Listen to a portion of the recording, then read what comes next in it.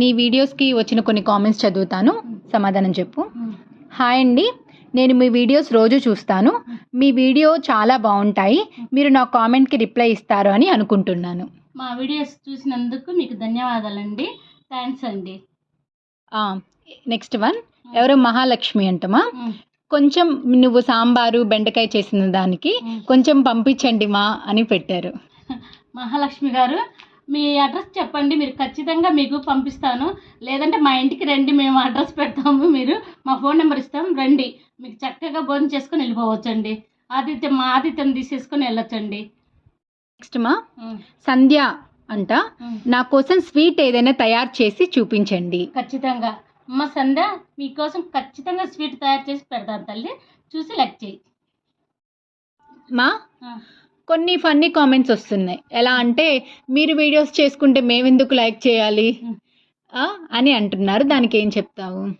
అది కామెంట్ ఖచ్చితంగా పెడతారు.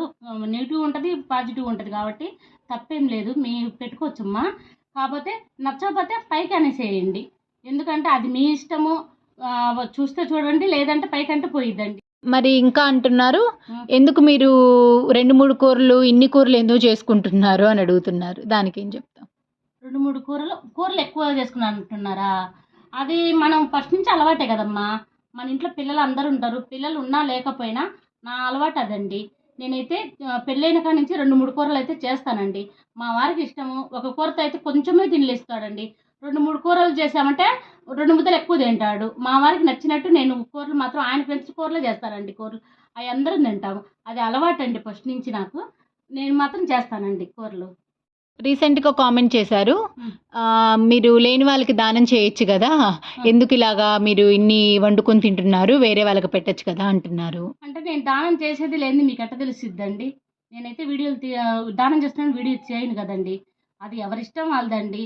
ఖచ్చితంగా మనకి కావాలి లేదు అన్న వాళ్ళకి దానం చేస్తామండి. అది కాదు కదండి. మీకు నచ్చినట్టు మీరు ఉండండి, మాకు నచ్చినట్టు మేము చేసుకుంటాము.